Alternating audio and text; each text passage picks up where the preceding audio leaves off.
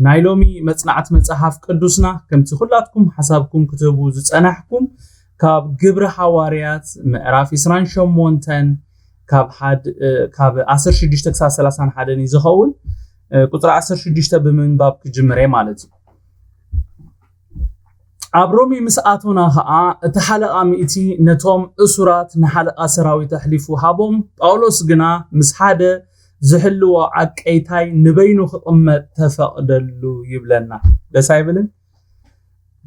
እዚ ክፍሊ እዚ ካብ ናይ ዝሓለፈ ሰሙን ዝቕፅል ዘሎ ክፍሊ እዩ ዝሓለፈ ሰሙን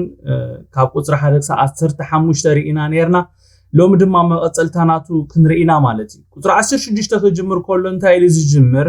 አብሮሚ ምስአቶና ኸአ ኢሉ ዝጅምር ነፍስ ወከፍና እቲ ክሳዕ ሮሚ ዘአቱ ዝነበረ ጉዕዞ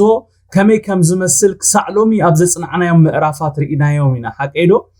አብሮሚ ምእታዎም ከምቲ ተጻሒፉ ዘሎ ቀሊል አይነበረን ክሳዕ ሮሚ ዘአቱ እቲ ጉዕዞኦም ኣዝዩ ሓደገኛን ብዙሕ ላዕልን ታሕትን ዝነበሮ ብብዙሕ መከራ ሓሊፎም እዮም ናብሮም ኣትዮም ከምቲ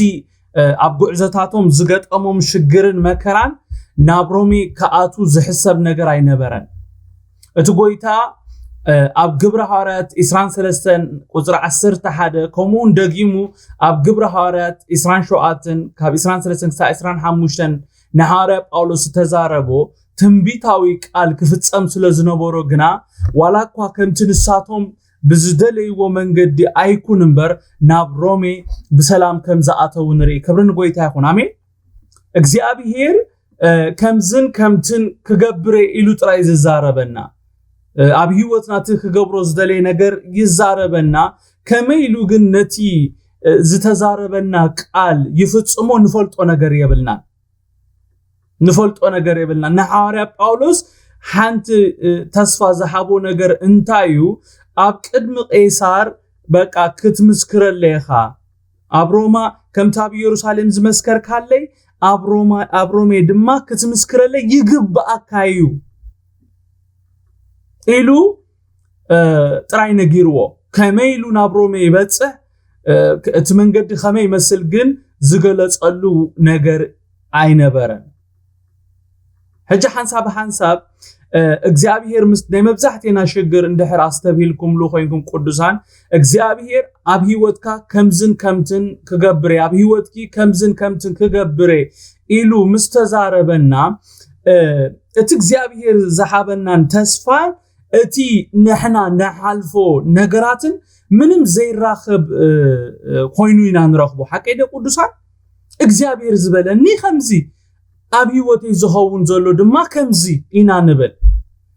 ኣነ ንስኻትኩምን ቅዱሳን ክንገብሮ ዝግባአና ነገር እንታይ እንድሕር ኢልና ኣብ ኩነታት ኣነ እንታይ ተማሂርካ እንድሕር ኢልኩምኒ ኣብ ኩነታተይ ከተኩር ከም ዘይብለይ ኣብቲ ዝሓልፎ ነገራት ኣብ ዙርያይ ኣብ ዘሎ ነገራት ከተኩር ከም ዘይብለይ ቃል ኣምላኽ ንዓይ በሪሁለይ እግዚአብሔር ይመስገን አሜን ዶ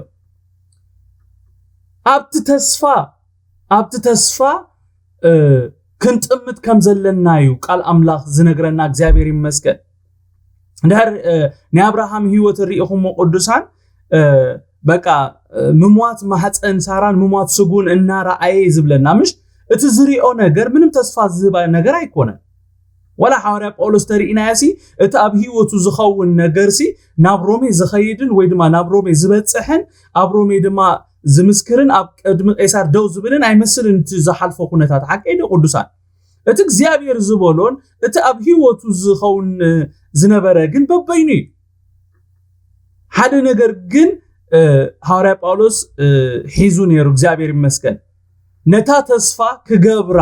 ክእለት ከም ዘለዎ ኣሚኑ ይብል ኣብ መጽሓፍ ቅዱስ ብዛዕባ አብርሃም ክዛረብ ከሎ ሓቀይደ ቅዱሳን ነታ ተስፋ ክገብራ ከም ዝከኣሎ ስለዝኣመነ ይብል አሜን ዶ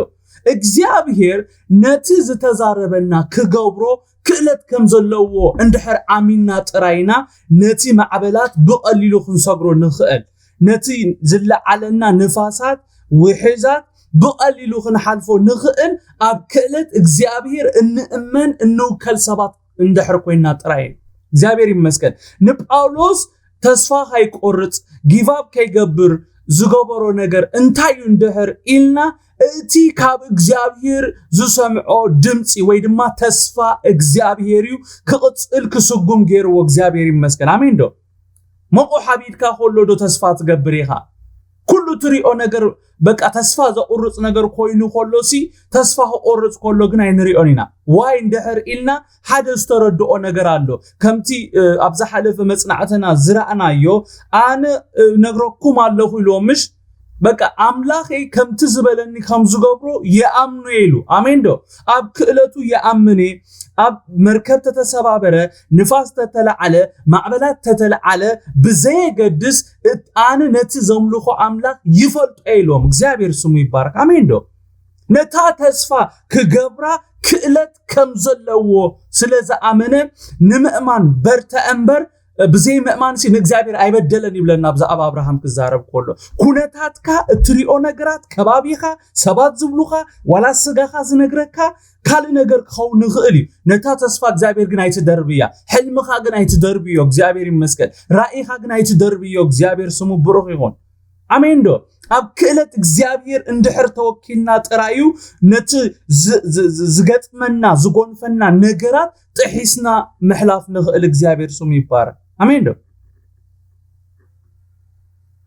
ጎይታ ኢየሱስ ሐዋርያ ጳውሎስ ኣብ ግብረ ሐዋርያት 23:11 ከምኡን ኣብ ግብረ ሐዋርያት 27 ካብ 23:5 እንታይ ኢልዎ ነይሩ እንደሕሪና ከምቲ ኣብ ኢየሩሳሌም ብዛዕባይ ዝመስከርካዮ ከምኡን ኣብ ሮሜ ክትመስክረለይ ይግባአካ ካልድማ ኣብ ቁጥር 27 እንታይ ኢልዎ ነይሩ ኣብ ቅድሚ ቄሳር ደው ክትብል ኢኻ እነሆ ነቶም ሳኻ ዝሳገሩ ሁላቶም አምላኽ ይቡካሎ ኣይትፍራህ ኢልዎ ነይሩ ሎምን በዓር እዚ ትንቢታዊ መልእኽቲ ተፈጻምነት ክረክብ ኮሎ ኢና ኣብዚ ንርኢ ዘለና ክብር ንሽሙ ይሁን አሜን ዶ ሪጋርድለስ እቲ ኩነታትካ ብዘይገድስ ኩሉ እቲ ኩነታትካ ዝነግረካ ካልእ ክኸውን ይኽእል እዩ ከባቢኻ ዝነግረካ ካልእ ክኸውን ይኽእል እዩ ሰባት ዝነግሩኻ ካልእ ነገር ክኸውን ይኽእል እዩ ንስኻ ግን ነቲ እግዚአብሔር ዝሓበካ ተስፋ ኣይትደርብዮ አሜን ዶ እቲ ተስፋ ዝሓበ እሙን ይዝብልና እግዚአብሔር ቃል ሽሙ ብሩኽ ይሁን አሜን ዶ ሃሌሉያ እቲ ነቲ ተስፋ ዝሓበሲ እሙን እግዚአብሔር እሙን አብሮሚ ምስአተው እቲ ሓለቃ ሚእቲ ነቶም እሱራት ንሓለቃ ሰራዊት አሕሊፉ ምስሓቦም ነፍስ ወከፎም ናብቲ ዝተዳለወሎም ስፍራ ክኸዱ ኮለው ሐዋርያ ጳውሎስ ግና ምስቶም ካልኦት እሱራት ዘይኮነስ ንበይኑ ምስ ሓደ ዝሕልዎ ዓቀይታ ክቕመጥ ከም ተፈቀደሉ ንርኢ እግዚአብሔር ሽሙ ይባረክ አሜን ዶ ካብ 17 ክሳብ 22 እንታይ ይብል ኮነ ድማ ድሕሪ 3 መዓልቲ ጳውሎስ ነቶም አውራታት አይሁድ ጸዊዑ አከቦም ምስተአከቡ ኸአ በሎም አቱ መሕዋተይ አነ ምስ ህዝብና ምስርዓት አቦታት ዝበአስ ነገር እኳ ዘይገበርኩስ ኣብ ኢየሩሳሌም ብእሱረይ ናብ ኢድሮማውያን አሕለፉኒ ንሳቶም መርሚሮም ናሞት ዘብጽሕ ምኽንያት እንተሰአኑ ለይ ኸአ ክፈትሑኒ ደለዩ አይሁድ ምስተረሩግና ንህዝበይ ዝኸሰሉ ነገር ዘይብለይ ክነሰይ ጨኒቁኒ ናብ ቄሳር ይግባይ በልኩ እምበአርስ ብዛዕባ ተስፋ እስራኤል በዚ መቆሕ እዚ ተኣሲረ ዘለኹሞ በዚ ምኽንያት እዚ እየ ክሪኤኩምን ክዛረበኩም ዝጸዋዕኩም ንስኻትኩም ከኣ ንሕና ብዛዕባኻ ካብ ንሳቶም ከኣ ንሕና ብዛዕባኻ ካብ ሃገረ ይሁዳ ደብዳቤ ተቀበልናን ካብ አህዋት መጺ ዘውሬልና ወይስ በአኻ ክፉእ ነገር ዝነገረና የልቦን ብዛዕባ ዛወረዚ አግና ኣብ ኩሉ ቦታ ከም ዝጻረሩ ንፈልጥና እሞ እቲ ንስኻ እተሓስቦ ዘለኻ ካባኻ ክንሰምዖ ንደሊ በልዎ ይብለና ክብሪ ንጎይታ ይኹን ሃሌሉያ ኢየሱስ ጎይታ እዩ ሐዋርያ ጳውሎስ ኣብ ሮሜ ምስአተወ ድሕሪ 3 መዓልቲ እንታዩ ገይሩ እንድሕር ኢልና ከምቲ ኩልሳ ኣብ ዝኸዶ ስፍራ ዝገብሮ ነቶም ዓውራታት ማለት መራሕቲ ኣይሁድ ጸዊዑ ከም ዝኣከቦም ኢና ንርኢ ዘለና ሐዋርያ ጳውሎስ ነቶም ዓውራታት ምስ ኣከቦም ዝገበሮ ነገር እንታዩ ምኽንያት መእሰሪኡ ወይ ድማ ናብ ሮሜ መምጽኡ ብግልጽ ነጊርዎ ሐዋርያ ጳውሎስ እቲ ናብኡ ክመጹ መጸዊዒ ምኽንያት ግልጽ ክገብረሎም ከሎ እንታይ ኢልዎም ምስ ህዝቡ ወይ ምስ ስርዓት አቦታት ዝበኣስ ነገር ምንም ከም ዘይገበረ ካብ ኢየሩሳሌም ብእሱሩ ናብ ኢድሮማውያን ኣሕሊፎም ከም ዝሓብዎ ሮማውያን መርሚሮም ናብ ሞት ዘብጽሕ ምኽንያት ከም ዝሰኣኑሉ ክፈትሕዎ ምስተለዩ ግና ኣይሁድ ከም ዝተረሩ ኣይሁድ ምስተረሩ ድማ ንህዝቡ ዝኸሰሉ ነገር ዘይብሉ ክነሱ ዝገብሮ ስለ ዝጨነቁ ናብ ቄሳር ይግባይን ከም ዝበለ በቲ ተስፋ እስራኤል ዝኾነ ኢየሱስ ክርስቶስ ወይ እቲ መሲሕ ብምእማኑ ናብ ዝኹሉ ጸገም ከም ዝኣተወ በዚ ምኽንያት ክሪኦምን ክዛረቡም ኢሉ ናብኡ ከም ዝጸውዖም ክነግሮም ከሎ ኢና ንርኢ ዘለና እቶም ኣብ ሮሜ ዝርከቡ ኣውራታት ኣይሁድ ነቲ ሐዋርያ ጳውሎስ ተዛረቦ ዘረባ ምስ ሰምዑ ዝሓብዎ ምላሽ እንታይ ነይሩ ንሳቶም ከዓ ይብለና ንሕና ብዛዕባኻ ካብ ሃገረ ይሁዳ ደብዳቤ ኣይተቐበልናን ካብ ኣሕዋት መጽኡ ዘውሬልና ወይስ በኣኻ ክፉእ ነገር ዝነገረናውን የልቦን ብዛዕባ ዛወረ እዚኣ ግና ኣብ ኩሉ ቦታ ከም ዝጻረሩ ንፈልጥና እሞ እቲ ንስኻ ተሓስቦ ዘለኻ ካባኻ ክንሰምዖ እንደሊና በልዎ ይብለና እቲ ደብዳቤ ናብ ሮሜ ዘይምስዳዶም ወይ ሰባት መጽኦም ብዛዕባ ሐዋርያ ጳውሎስ ክፉእ ነገር ዘይምውራዮም እንታይ ዘርእየና እንድሕሪልኩም ቅዱሳን እቶም ንሐዋርያ ጳውሎስ ኣብ ኢየሩሳሌም ኮነ ኣብ ቂሳርያ ዝኸሰስዎ ሰባት እቲ መሰረት ዘይብሉ ክሶም ተስፋ ከም ዘይብሉ ፈሊጦም ነቲ ክሶም ከም ዘዋደቕዎ ዘርእየና ሓቀዶ ቅዱሳን እምበር ኣብ ዝኸዶ ቦታ ነገሩ እዮም ዝደልይዎ ነይሮም ኣብ ዝኣተው ስፍራ ምኽንያት እዮም ዝደልይሉ ነይሮም ናብ ሮሜ ይግባይ ምስ በለ ግን ስዒብዎ ወይ ድማ ነቲ ክሲ ተኸሳስን ከሳስን ክርከቡ ስለ ዘለዎም እቶም ከሰስቱ ኣብ ሮሜ መጽኦም ክኸስዎ ከለዎ ኣይንርኢን ኢና እቶም ኣብ ሮሜ ዝነበሩ መራሕቲ ኣይሁድ ወይ ኣውራታት ኣይሁድ ብዛዕባኡ ምንም ዓይነት ደብዳቤ ከም ዘይተቐበሉ ካብ ኣሕዋቱን መጽኦም ምንም ከም ዘይውረየሎም መሰረጋገጹሉ ዝበልዎ ነገር እንታይ እዩ ብዛዕባ ዛወረ እዚኣ ማለት ብዛዕባ ኣይሁድ ኣብ ኩሉ ቦታ ዝጻረርዋ ብዛዕባ ተስፋ እስራኤል ትብሎ ዘለኻ እቲ ንስኻ ተሓስቦ ዘለኻ ካባ ክንሰምዕ ንደሊ ኣሎና ክብሎ ከሎ ንርኢ ኣብ 23-31 እንታይ ይብለና መዓልቲ ድማ ቆረጹሉ ብዙሓት ኮይኖም ከዓ ናብቲ ሰፊርዋ ዘሎ ቤት መጹ ካብ ንግሆ ጀሚሩ ክሳዕ ምሸት ድማ ካብ ሕጊ ሙሴን ነቢያትን ብዛዕባ ኢየሱስ እናረድአ ብናይ መንግስቲ ኣምላኽካ እናመስከረ ተርጎመሎም ገሊኦም ነቲ ተነግረ ኣመንዎ ገሊኦም ግና ኣበይዎ ንሓድሕዶም ምልጋብ ሲኢኖም ተፈላለዩ ጳውሎስ እዛ ሓንቲ ቃል እዚኣ ምስ ተዛረበ መንፈስ ቅዱስ ብነቢይ ኢሳያስ ነቦታትኩም ጽቡቕ ተዛረቦም ከምዚ ኢሉ ናብዚ ህዝቢ ዝኪድ እሞ ንገሮም በእዛኖም ከይሰምዑ በዒንቶም ከይርኡ ኣእዛኖም ዓጽመሙ ኣዒንቶም ዓመቱ ብልቦም ከይስተውዕሉ ከይምለሱ ኣነ እውን ከይሕውዮምሲ ልቢ ዝህዝቢ ዝረጉድ እሞ ምስማዕሲ ትሰምዑ ከቶ ኣይተስተውዕሉን ምርኣይ እውን ትርእዩ ከቶ ኣይትጥምቱን ኢኹም እምበኣር እስከ ዝምድሓን ኣምላኽ ንህዛብ ከም ተለኣኸ ኣባኻትኩም ፍሉጥ ይኹን ንሳቶም ክሰምዕዎ እዮም እዚ ምስ ተዛረበ ኣይሁድ ንሓድሕዶም ብዙሕ እናተኸራኸሩ ወፁ ጳውሎስ ከዓ ኣብታ ተኻራያ ቤት 2 ዓመት ሙሉ ተቐመጠ ነቶም ናብኡ ዝመፁ ኩሎምን ይቕበሎም ነበረ ከይተኸልከለ ከዓ መንግስቲ ኣምላኽ ብብዙሕ ትብዓት እናሰበኸ ብዛዕባ ጎይታና ኢየሱስ ክርስቶስ ይምህር ነበረ ይብለና ክብርን ሽሙ ይኹን ኣይሁድ ብቆፀሮኦም ነቲ ሐዋርያ ጳውሎስ ዝብሎ ክሰምዑ ብዙሓት ኮይኖም ናብቲ ጳውሎስ ሰፊርዎ ዝነበረ ቤት ከም ዝመፁ ሐዋርያ ጳውሎስ ነቶም ናብኡ ተኣኪቦም ዝመፁ ኣይሁድ ድማ ካብ ሕጊ ሙሴን ነቢያትን ብዛዕባ ኢየሱስ እናረድአ ብናይ መንግስቲ ኣምላኽ እናመስከረ ከም ዝተርጎመሎም ቃል ኣምላኽ ይነግረና ኩሉ ግዜ ቅዱሳን ኩሉ ግዜ ሓቂ ኣብ ዝዝረበሉ ስፍራ ምፍልላይ ኣሎ ሐዋርያ ጳውሎስ ነዞም ሰባት ዘይፈልጥዎ ሓድሽ ነገር ኣይኮነን ዝነግሮም ዘሎ ከምቲ ኣብ ላዕሊ ክነንብቦ ጸናሕና حواري باولوس كاب حق موسى نبياتن እናጣቀሰዩ ብዛዕባ ኢየሱስ ዘረድኦም ነይሩ እቲ እንኮ ሓዲሽ ነገር ክኾኖም ዝኽእል እዚ ክነግረኩም ዝጸናሕኩ ጽሑፍ ኮነ ትንቢት በኢየሱስ ክርስቶስ ተፈጻሚነት ረኺቡሎ ዝብል ኣብ ቁጥሪ 24 እንታይ ይብለና ገሊኦም ነቲ እተነግረ ኣመንዎ ገሊኦም ግና ኣበይዎ ይብለና እዚ ሎምውን ኣብ ጊዜና ዝኸውን ዘሎ ነገር እዩ ክሳዕ ኢየሱስ ዝመጽእውን እዚ ኸውን ብግዲ ቅዱሳን ኣብቲ ሓቂ ዝዝረበሉ ስፍራ ኣብቲ ሓቂ ዝንገረሉ ስፍራ ፍልሊ ክህሉ ናይ ግድን ይቅዱሳን ኩሉ ሳ ወገን ሓቅሎ ኩሉ ሳ በቃ ንሓቂ ዝጻረሩ ድማ ኣሎ እዚ ክሳዕ ኢየሱስ ክርስቶስ መጽኡ ናብኡ ዝእክበና በቃ ኩሉ ሰብ ክቅበለና ኢልኩም ኣይትሕሰቡ ኩሉ ሰብ ክቅበለና ኣይክእልኒ نحنا كما حواري باولوس نتوم زقبلونا نابانا نسحب نتوم زيقبلونا دما جود باي نبلوم مالتي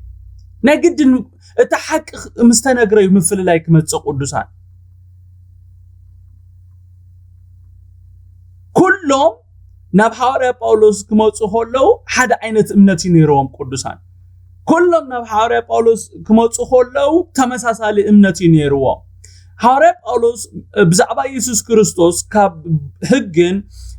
كاب نبياتن እናጣቀሰ ምስ ነገሮም በቃ ኢየሱስ እዚ ኣብዝ ተጻሒፉ ዘሎ አቡሊ ክዳ ንሱ ንሕማምና ጾረ በቃ እዚ ብሙሉ ኣብ ኢሳያስ ዘሎ 53 ዘሎ እናጣቀሰ ካብትን ናብትን እናወሰደ ምስ ነገሮም ገሊኦም በሪህሎም እግዚአብሔር ይመስገን ነቲ ተነግረ ቃል አሚኖም እወዛ ሓቂ ኢሎም ተቀቢሎሞ ገሊኦም ግና አብዮም ከምዚ ሁሉ ግዜ ዘጋጥመና ማለት እዩ ኣብዚ ሓደ ነገር ክነስተብህል ይደሊ ቅዱሳን ክልቲኦም ጉጅለታት ማለት እቶም ዘአመኑን ዘይአመኑን በማዕርዮም ነቲ ተነግረ ቃል ሰሚዖም ሓቀይ ቅዱሳን ክልቲኦም ጉጅለታት እቶም ዘአመኑን እቶም ዘይአመኑን ክልቲኦም ሰሚዖም ነቲ ተነግረ ቃል ነቲ ካብ አፍ ጳውሎስ ዝወጽ ዝነበረ ሓቀኛ ቃል ሰሚዖም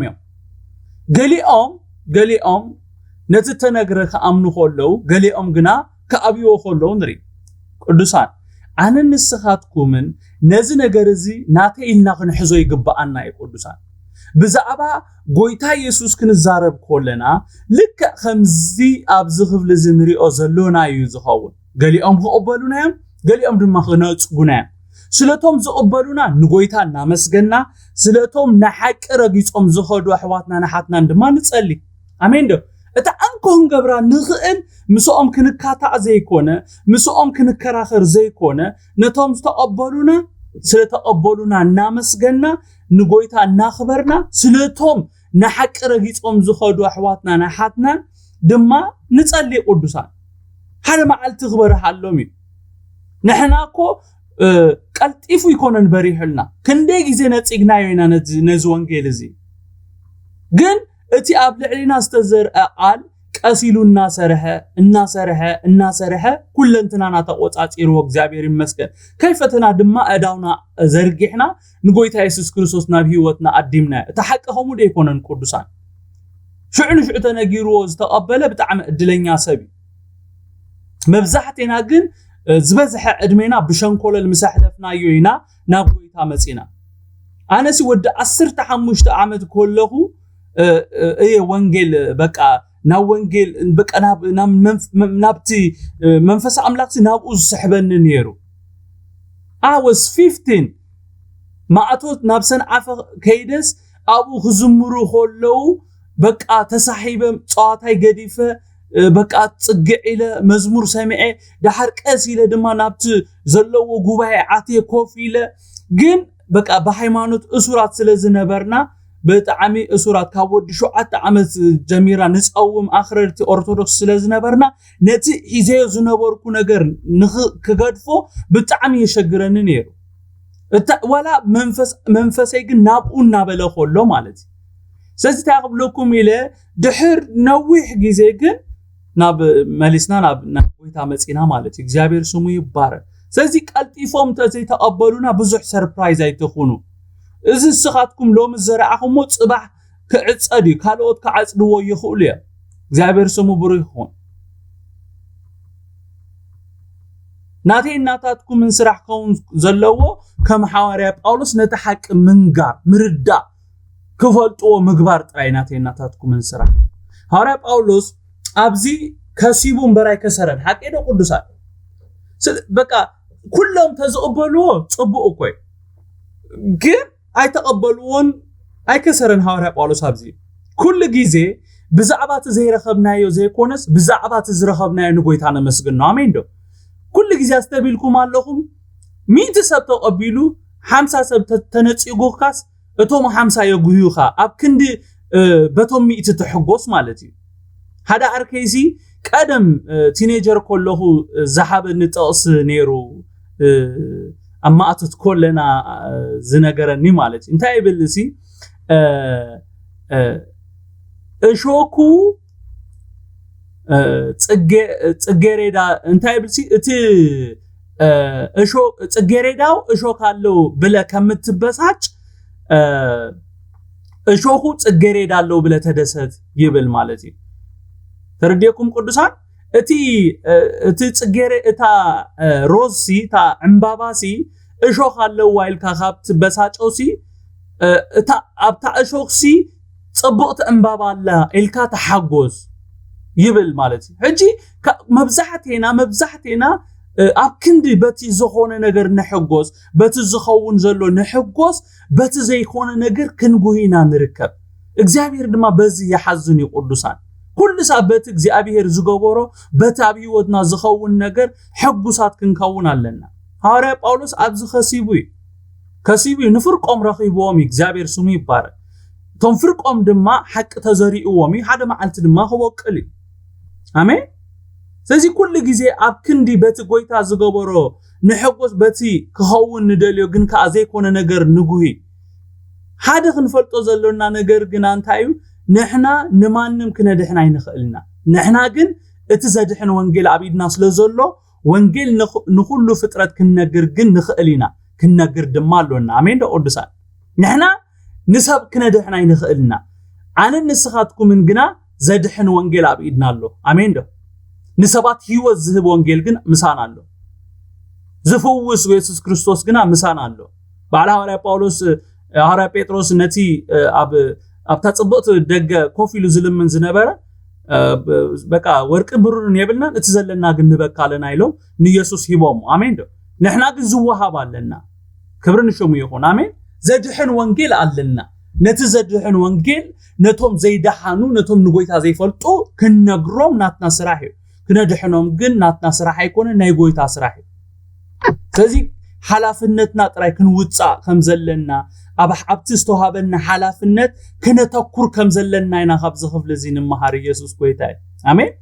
هارب أولوس كاب نجو جميرو كسع مشت يونتهم ناب أزمات أسبات كاب حق النبياتن بزعبا يسوع كريستوس تتصحف خفلتات النات أسمي هيروام انت قونا كم زنا كنا نبوت أنا إحنا قليهم نتتناجر خامنو وخلو قليهم جنا نتي توم قال أز أمنو حق إنيا قال كأبي وخلو نري بزي مخنيات كأ أمونغوتهم نتحقي تقبلون زأمنون أمونغوت نتي حق زنت أقون زي أمنون عب مفل لايك خون كولونري هاري باولوس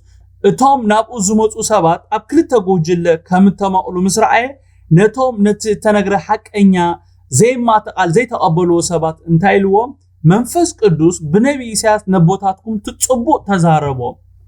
نابز هزبزي كيدمو نغرم بأذانهم كيسمعوا بإنتم كيريو أذانهم أسمموا عينتم عمتوا بلبهم كيستوعلوا كيملسوا أنون كيحموا يمسي لبز هزبزي رقيدهم ومسمع ستسمعوا كتو أي تستوعلون مرأيون تريو كتو أي تمتنيهم إلوهم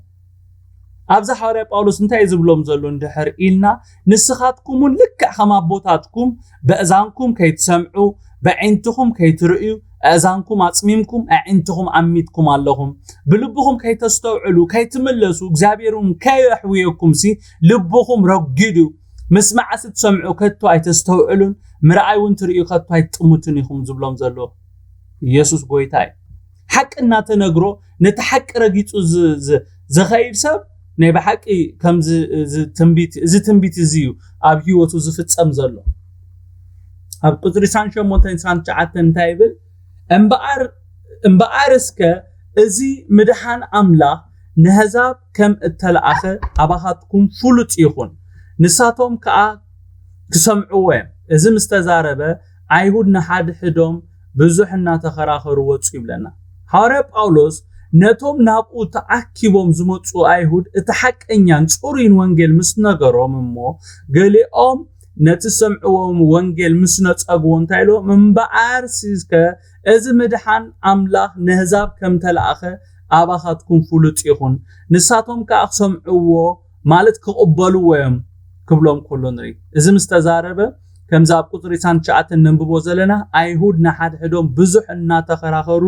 ከም ዝወፁ ንርኢ ኣብ ቁጥሪ 31 እንታይ ይብለና ጳውሎስ ከዓ ኣብታ እተኻርያ ቤት 2 ዓመት ሙሉ ተቐመጠ ነቶም ናብኡ ዝመፁ ኩሎምን ይቕበሎም ነበረ ከይተኸልከለ ከዓ መንግስቲ ኣምላኽ ብብዙሕ ትብዓት እናሰበኸ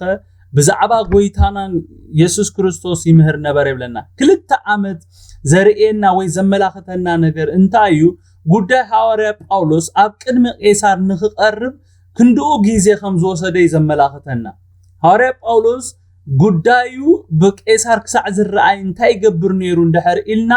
ኣብታ እተኻርያ ቤት ኮይኑ ነቶም ናብኡ ዝመፁ ሮማውያን ይኹኑ ኣይሁዳውያን እናተቐበለ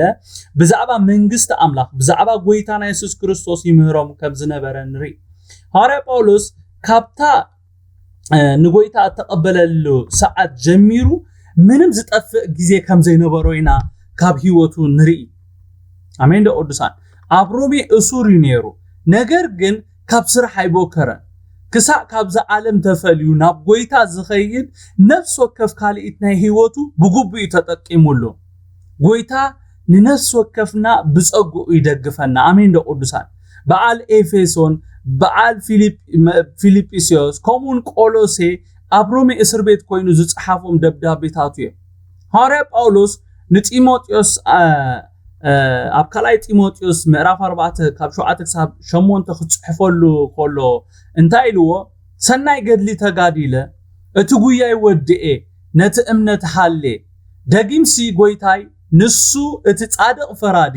በታ መዓልቲ እቲኣ ዝህበኒ ኣኽሊል ጽድቂ ተነቢሩለይ ኣሎ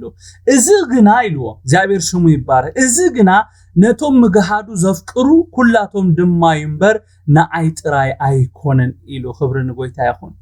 እግዚአብሔር ንነፍስ ወከፍና